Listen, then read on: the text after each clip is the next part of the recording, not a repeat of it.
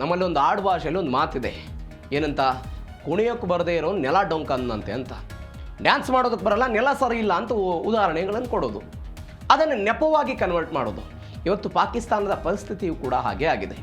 ತನ್ನ ಆಂತರಿಕವಾದಂತಹ ಸಮಸ್ಯೆಗಳು, ತನ್ನ ದೇಶದ ಜನರಿಗೆ ಕುಡಿಯೋದಕ್ಕೆ ನೀರಿಲ್ಲ, ಸೇವಿಸೋದಕ್ಕೆ ಆಹಾರ ಇಲ್ಲ, ತನ್ನದೇ ವಿವಿಧ ಪ್ರಾಂತ್ಯಗಳಲ್ಲಿ ಬಲೂಚಿಸ್ತಾನ್ ಲಿಬರಲೈಸೇಷನ್ ಆರ್ಮಿ ಪ್ರತ್ಯೇಕ ದೇಶ ಬೇಕು ಅಂತ ಅವರು ಹೋರಾಟ ಮಾಡ್ತಿದ್ದಾರೆ.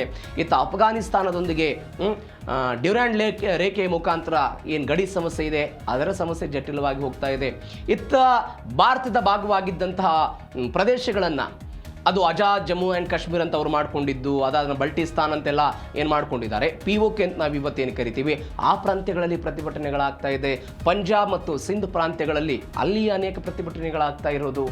ದೇಶದಲ್ಲಿ ಒಂದು ದೊಡ್ಡ ಮಟ್ಟದ ಅರಾಜಕತೆ ಸೃಷ್ಟಿಯಾಗಿರುವಂಥ ಈ ಸಮಯದಲ್ಲಿ ಪಾಕಿಸ್ತಾನ ಮತ್ತೆ ಭಾರತದತ್ತ ಬೊಟ್ಟು ಮಾಡುವ ಪ್ರಯತ್ನವನ್ನು ಮಾಡ್ತಾ ಇದೆ. ನಾವು ಇದರ ಬಗ್ಗೆ ಮೊನ್ನೆ ಚರ್ಚೆ ಮಾಡಿದ್ವಿ. ಭಾರತ ಮತ್ತು ಪಾಕಿಸ್ತಾನದ ನಡುವೆ ವಿಶ್ವ ಬ್ಯಾಂಕ್ನ ಸಮ್ಮುಖದಲ್ಲಿ ಸಿಂಧೂ ನದಿ ಒಪ್ಪಂದ ಆಗಿತ್ತು. ಆ ಸಿಂಧೂ ನದಿ ಒಪ್ಪಂದವನ್ನು ಅಮಾನತೀಕರಣದಲ್ಲಿ 2025 ಈ ಸಮಯದಲ್ಲಿ ಪಹಲ್ಗಾಮ್ನಲ್ಲಿ ಏನು ದಾಳಿ ಆಯಿತು, ಅವತ್ತಿನ ಆ ಸಮಯದಲ್ಲಿ ನಾವೆಲ್ಲ ಅದನ್ನು ಅಮಾನೀಕರಣ ಮಾಡಿದ್ವಿ. ಇದೀಗ ಪಾಕಿಸ್ತಾನ ಅದರಿಂದ ಏನಾಗ್ಬಿಟ್ಟಿದೆ, ತತ್ತರಿಸಿ ಹೋಗೋ ಪ್ರಯತ್ನವನ್ನು ಮಾಡಿದೆ. ಹಾಗಾದರೆ ಏನಿದು ಸಿಂಧೂ ನದಿ ಒಪ್ಪಂದ? ಅಲ್ಲಿಯ ಸಚಿವರುಗಳು ಹೇಳ್ತಾ ಇರೋದೇನು, ಭಾರತದ ಮೇಲೆ ದಾಳಿ ಮಾಡ್ತೀವಿ ಅಂತ. ಸಾಧ್ಯನಾ ಇದು? ಏನು ಬೆಳವಣಿಗೆಗಳಾಯಿತು, ಡೀಟೇಲ್ಸ್ ನೋಡ್ತಾ ಹೋಗೋಣ. ಪಾಕ್ ಉದ್ದಟತನ ಜಲ ಯುದ್ಧದ ಬೆದರಿಕೆಯನ್ನು ಹಾಕಿದೆ. ಭಾರತ ನೀರು ತಡೆದ್ರೆ ಯುದ್ಧ ಖಚಿತ ಅಂತ ಪಾಕಿಸ್ತಾನದ ರಕ್ಷಣಾ ಸಚಿವ ಖವಾಜಾ ಆಸಿಫ್ ಗುಡುಗಿದ್ದಾರೆ. ಇದೇ ಖವಾಜಾ ಆಸಿಫ್ ಅವರಿಗೆ ಇತ್ತೀಚೆಗೆ ಅನುಪಮಾ ಸಿಂಗ್ ಎಲ್ಲಿ ವಿಶ್ವಸಂಸ್ಥೆಯಲ್ಲಿ ಇವರ ಹೇಳಿಕೆಗಳನ್ನು ಕೊಟ್ಟು ಉಲ್ಲೇಖ ಮಾಡಿ ವಿಶ್ವಸಂಸ್ಥೆಯಲ್ಲಿ ಪಾಕಿಸ್ತಾನವನ್ನು ತರಾಟೆಗೆ ತೆಗೆದುಕೊಂಡಿದ್ರು. ಭಯೋತ್ಪಾದನೆಗೆ ನಾವು ಸಪೋರ್ಟ್ ಮಾಡ್ತೀವಿ ಅಂತ ಒಪ್ಪಿಕೊಂಡಿದ್ದಂತಹ ಇದೇ ಖವಾಜ್ ಆಸಿಫ ಇವತ್ತು ಹೇಳ್ತಿದ್ದಾರೆ, ನೀರು ತಡೆದ್ರೆ ಯುದ್ಧ ಖಚಿತ, ನೀರು ನಮ್ಮ ರಾಷ್ಟ್ರೀಯ ಭದ್ರತೆ ಭಾಗ, ಇದಕ್ಕೆ ಧಕ್ಕೆ ಆದರೆ ಮಿಲಿಟರಿ ಕ್ರಮ ಕೈಗೊಳ್ತೀವಿ ಅಂತ ಅವರೆಲ್ಲ ಹೇಳಿದರು. ಅವರ ಒಂದು ಮಾಧ್ಯಮ ಸಂಸ್ಥೆಯಂತೆ ಪಾಕಿಸ್ತಾನದ್ದು, ಅಲ್ಲಿ ಒಂದು ಸಂದರ್ಶನವನ್ನು ಕೊಟ್ಟರು. ಸಂದರ್ಶನವನ್ನು ಕೊಡುವಂತಹ ಸಮಯದಲ್ಲಿ ಅವ್ರು ಹೇಳಿದರು, ನಮ್ಮ ರಾಷ್ಟ್ರೀಯ ಭದ್ರತೆಗೆ ಧಕ್ಕೆ ಬಂದಿದೆ ಅಂತ ನಮ್ಗೆ ಅನಿಸಿದ ತಕ್ಷಣ ನಾವು ಭಾರತದ ವಿರುದ್ಧ ಯುದ್ಧಕ್ಕೆ ಹೋಗ್ತೀವಿ, ನೀರು ಕೂಡ ನಮ್ಮ ರಾಷ್ಟ್ರೀಯ ಭದ್ರತೆಯ ಪ್ರಮುಖ ಭಾಗ ಅಂತ ಅವರೆಲ್ಲ ಹೇಳಿದರು.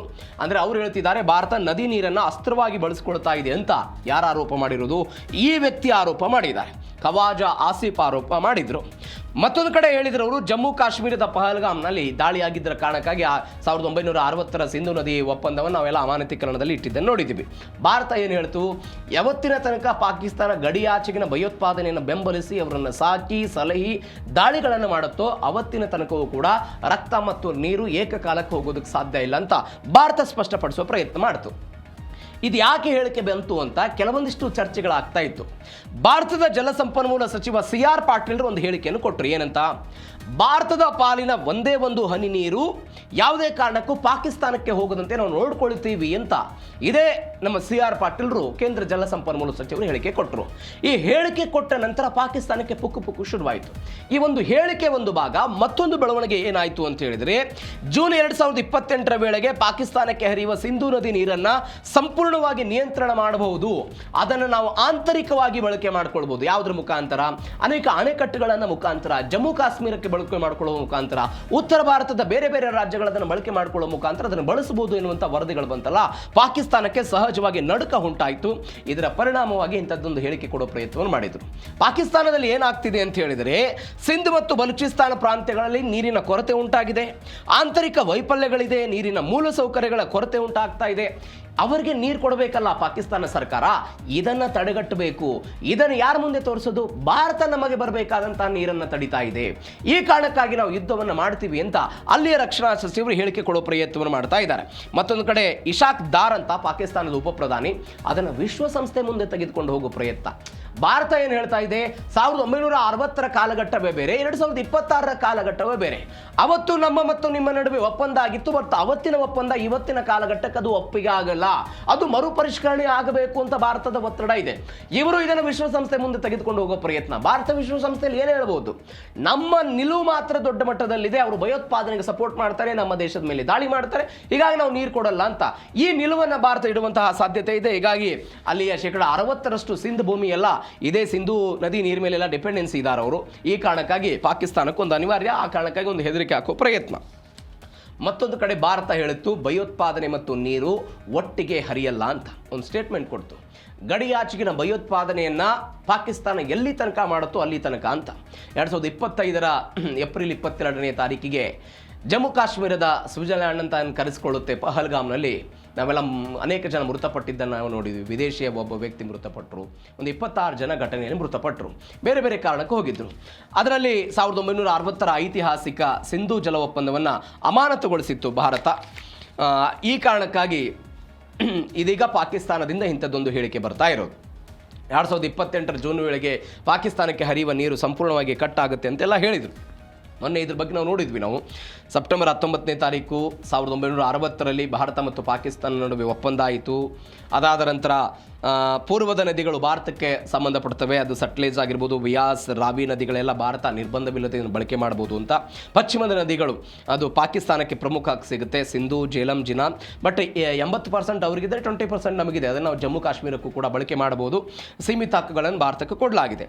ನೀವು ವಿಪರ್ಯಾಸ ನೋಡಿ, ಭಾರತ ಮತ್ತು ಪಾಕಿಸ್ತಾನದ ನಡುವೆ 1965ರಲ್ಲಿ ಯುದ್ಧ ಆಯಿತು, 71ರಲ್ಲಿ ಯುದ್ಧ ಆಯಿತು, 1999ರಲ್ಲಿ ಕಾರ್ಗಿಲ್ ಯುದ್ಧ ಆಯಿತು. ಈ ಎಲ್ಲ ಯುದ್ಧ ಆದಂತಹ ಸಮಯದಲ್ಲೂ ಕೂಡ ಭಾರತ 1960ರ ಈ ಸಿಂಧೂ ಜಲ ಒಪ್ಪಂದವನ್ನು ಅಮಾನತೀಕರಣದಲ್ಲಿ ಇರಲಿಲ್ಲ, ಬೇರೆ ಬೇರೆ ಕಾರಣಕ್ಕಾಗಿ. ಬಟ್ ಯಾವಾಗ 2025ರಲ್ಲಿ ಇಂಥದ್ದೊಂದು ದಾಳಿಯನ್ನು ಪಾಕಿಸ್ತಾನ ಮಾಡ್ತಲ್ಲ, ಅವತ್ತು ಹೇಳ್ತು ಪಾಕಿಸ್ತಾನಕ್ಕೆ ನಾವು ನೀರು ಬಿಡೋದು ಅಕ್ಷಮ್ಯ ಅಪರಾಧ ಅಂತ. ಭಾರತ ಜಾಗತಿಕ ವೇದಿಕೆಯಲ್ಲಿ ಅದನ್ನು ತೆಗೆದುಕೊಂಡು ಬರೋ ಪ್ರಯತ್ನವನ್ನು ಮಾಡಿ ರಕ್ತ ಮತ್ತು ನೀರು ಒಟ್ಟಿಗೆ ಹರಿಯೋದಕ್ಕೆ ಸಾಧ್ಯ ಇಲ್ಲ ಅಂತ ಅವರು ಹೇಳ್ತಾ ಇರೋದು. ಮತ್ತೊಂದು ಆತಂಕ ಏನಿದೆ ಪಾಕಿಸ್ತಾನಕ್ಕೆ ಅಂತ ಹೇಳಿದರೆ ನೀವು ಗಮನಿಸಬೇಕಾದ ಸಂಗತಿ, ಕಿಶನ್ಗಂಗಾ, ರಾಟಲ್ ಮತ್ತು ಸಾವರ್ಕೋಟ್ ಜಲ ವಿದ್ಯುತ್ ಕೆಲಸಗಳನ್ನು ಭಾರತ ಮಾಡ್ತಾ ಇದೆ. ಅದಕ್ಕೆ ಪಾಕಿಸ್ತಾನ ಆಕ್ಷೇಪ ಇತ್ಯಾದಿ ಇತ್ಯಾದಿ ಎಲ್ಲವೂ ಇದೆ. ಪಾಕಿಸ್ತಾನಕ್ಕಿರುವಂತಹ ಆತಂಕ ಏನು, ಕಿಶನ್ಗಂಗಾ, ರಾಟಲ್ ಮತ್ತು ಸಾವರ್ಕೋಟ್ ಜಲ ವಿದ್ಯುತ್ ಏನಾದರೂ ಆಗಿಬಿಟ್ರೆ ಭಾರತ ಅದರ ಮೇಲೆ ಆಧಿಪತ್ಯವನ್ನು ಸಾಧಿಸುತ್ತೆ, ನಮಗೆ ಬರಬೇಕಾದಂಥ 80% ನೀರು ಕೂಡ ನಮಗೆ ಸಿಗಲ್ಲ ಅನ್ನೋದು ಯಾರ ಆತಂಕ ಇದೆ? ಪಾಕಿಸ್ತಾನದ ಆತಂಕ ಇದೆ. ಅದರ ಭಾಗವಾಗಿ ಭಾರತ ಈ ವಿಚಾರದಲ್ಲಿ ಬೆಳವಣಿಗೆಗಳನ್ನು ಸಾಧಿಸ್ತಾ ಇರೋದು. ಇದು ಒಂದು ಬೆಳವಣಿಗೆ. ಮತ್ತೊಂದು ಬೆಳವಣಿಗೆ ಏನಾಯಿತು ಅಂತ ಹೇಳಿದರೆ, ಕುಡಿಯಲು ನೀರಿಲ್ಲ, ಭಾರತದ ಮೇಲೆ ಕಣ್ಣಿಡ್ತಾ ಇದ್ದಾರೆ. ಕುಡಿಯೋದಕ್ಕೆ ನೀರಿಲ್ಲ. 13 ಭಾಗದಷ್ಟು ಜನಸಂಖ್ಯೆ ಇವತ್ತು ಕುಡಿಯೋದಕ್ಕೆ, ಶುದ್ಧ ಕುಡಿಯುವ ನೀರಿಲ್ಲ ಅವ್ರ ಕಡೆ. ಭಾರತದಲ್ಲಿ ಪ್ರತಿಯೊಂದು ಹಳ್ಳಿಗೂ ಶುದ್ಧ ಕುಡಿಯೋ ನೀರನ್ನು ವ್ಯವಸ್ಥೆ ಇರೋದನ್ನು ನೋಡ್ತಾ ಇದ್ದೀವಿ. 1/3 ಭಾಗದಷ್ಟು ಜನರಿಗೆ ಕುಡಿಯೋದಕ್ಕೆ ನೀರಿನ ಹನಿ ನೀರಿಲ್ಲ. 80ರಷ್ಟು ನೀರಿನ ಅಭಾವ ಇದೆ. ತನ್ನ ಅಭಾವವನ್ನು ಮುಚ್ಕೊಳ್ಳೋದಕ್ಕೆ ಇಂಥದ್ದೊಂದು ಪ್ರಯತ್ನವನ್ನು ಮಾಡ್ತಾ ಇದೆ ಅಂತ ನೋಡಿ. ವಿಶ್ವಸಂಸ್ಥೆ ಮತ್ತು ಯುನೆಸ್ಕೋ ಮತ್ತು ಜಾಗತಿಕ ಸಂಸ್ಥೆಗಳ ಇತ್ತೀಚಿನ ವರದಿಗಳು ಏನು ಹೇಳುತ್ತೆ ಅಂತ ಹೇಳಿದ್ರೆ, 55ರಿಂದ 80ರಷ್ಟು ಪಾಕಿಸ್ತಾನ ಜನತೆಗೆ ಸುರಕ್ಷಿತ ಮತ್ತು ಶುದ್ಧ ಕುಡಿಯುವ ನೀರಿನಲ್ಲಿ ಸಿಗ್ತಾ ಇಲ್ಲ ಅಂತ. 1/3 ಜನಸಂಖ್ಯೆ, 80ರಷ್ಟು ಜನರು ಕಲುಷಿತ ನೀರನ್ನೇ ಕುಡಿತಿದ್ದಾರೆ.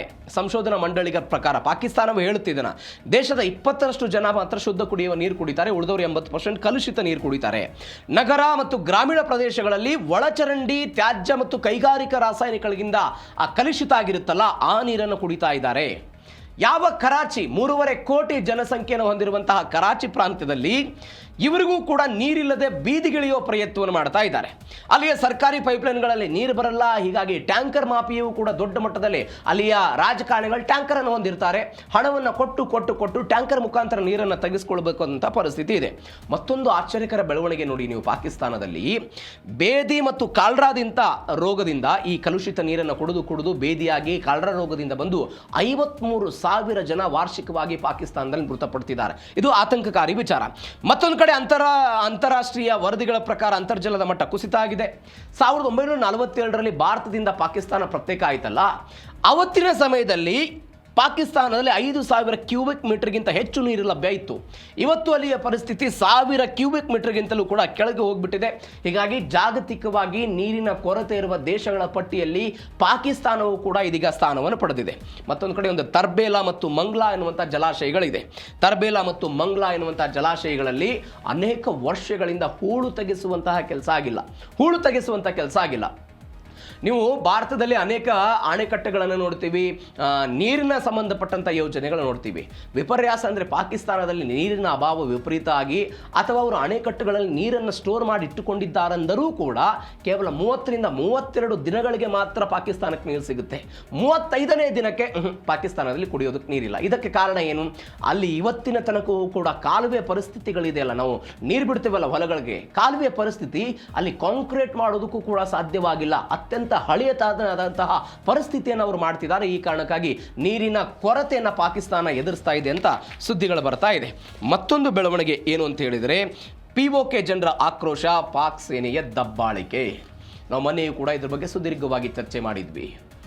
ಜಾಕ್ ಎನ್ನುವಂತಹ ಒಂದು ಪೊಲಿಟಿಕಲ್ ಪಾರ್ಟಿಯ ನೇತೃತ್ವದಲ್ಲಿ ಅಲ್ಲಿ ಪ್ರತಿಭಟನೆ ಆಗ್ತಾ ಇದೆ.